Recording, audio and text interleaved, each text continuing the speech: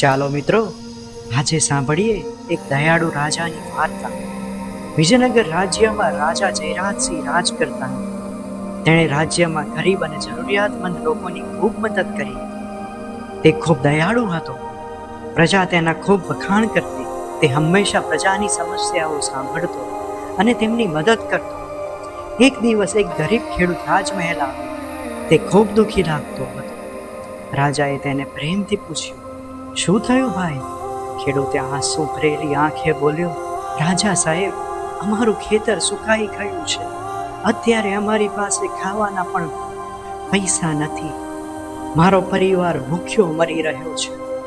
રાજાએ તરત જ મંત્રીઓને આદેશ આપ્યો કે આ ખેડૂતને અનાજ અને પાણી આપીને મદદ કરે. પણ રાજા ત્યાં અટક્યો નહીં. તેણે રાજ્યભરના બધા ખેડૂતો માટે એક યોજના બનાવી. મહેલના ભંડારમાંથી અનાજ આપ્યું અને રાજ્યમાં નવા કૂવા ખોદાવ્યા, જેથી પાણીની તંગી ન રહે. રાજા જેટલો દયાળુ હતો એટલો સ્વભાવે કડક પણ હતો. તે હંમેશા સચ્ચાઈનો સાથ આપતો અને યોગ્ય ન્યાય આપતો. રાજા રોજ રાત્રે વેશપલટો કરીને નગરમાં આંટા મારવા નીકળતો. તે હંમેશા જોતો કે રાજ્યમાં કોઈ દુઃખી તો નથી ને. એક વખત રાજા રાત્રે નગરચર્યા કરી રહ્યો હતો ત્યારે એક શેઠની દુકાન પાસેથી નીકળ્યો. દુકાનમાં શેઠ મજૂરો પાસે મોડે સુધી કામ કરાવતા અને ખૂબ ઓછો પગાર આપતા. શેઠનું એક ખેતર પણ હતું. ખેતરમાંથી પેદા થતું અનાજ સાફ કરાવીને દુકાનના ગોડાઉનમાં મુકાવતા. રાજાએ જોયું તો એક મજૂર શેઠ પાસે થોડા પૈસાની મદદ માંગી રહ્યો હતો, પણ શેઠે પૈસા આપવાની ના પાડી દીધી. મજૂર દુકાનની બહાર આવ્યો ત્યારે તેની આંખોમાં આંસુ હતા. રાજાએ મજૂર પાસે બધી હકીકત જાણી. મજૂરની પત્ની ખૂબ બીમાર હતી.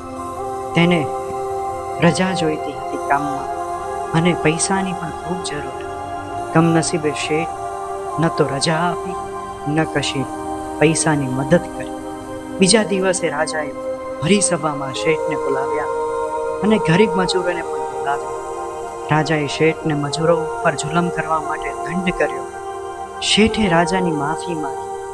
રાજાએ શેઠને કહ્યું, બધા મજૂરોનો પગાર વધારી દો. જેમને રજાની જરૂર હોય તેને રજા આપવી. લાચાર મજૂરો પાસે પરાણે કામ ના કરાવવું. રાજાની ન્યાયપૂર્ણ વાત સાંભળીને મજૂરો ખૂબ ખુશ થયા. રાજા જયરાજસિંહના આવા ન્યાયસંગત શાસનને કારણે એમનું રાજ્ય ઉત્તરોત્તર સમૃદ્ધ થતું ગયું. નગરજનો ખુશ હતા. તેઓ હૃદયપૂર્વક રાજાને શુભેચ્છા અને આશીર્વાદ આપતા. રાજાની ન્યાયપ્રિયતા અને કુશળતાની કીર્તિ આજુબાજુના રાજ્યોમાં પણ ફેલાઈ. રાજા કહેતા, રાજ્ય એક પરિવાર જેવું હોય છે. જ્યારે એક વ્યક્તિ તકલીફમાં હોય ત્યારે સહાય કરવી એ રાજાનો ધર્મ છે. આવી ખૂબ સરસ મજાની વાર્તાઓ સાંભળવા માટે, ખૂબ સરસ ઇન્સ્પિરેશન ને મોટિવેશન મળે તેવી સ્ટોરીઓ સાંભળવા માટે આપ ચેનલને સબસ્ક્રાઈબ કરી દો અને તમારા મિત્રોને પણ શેર કરી દો.